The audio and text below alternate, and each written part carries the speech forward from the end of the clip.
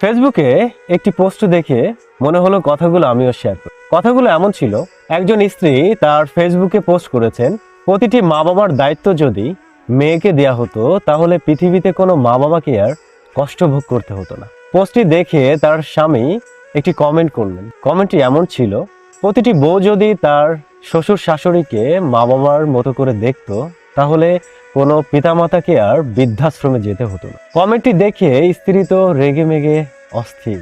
স্বামী যখন অফিস শেষ করে বাসাতে আসে তখন তার স্ত্রী তার শাশুড়ি এবং সন্তানকে ডেকে নিয়ে স্বামীকে জিজ্ঞাসা করে, তুমি কাকে বেছে নিলে?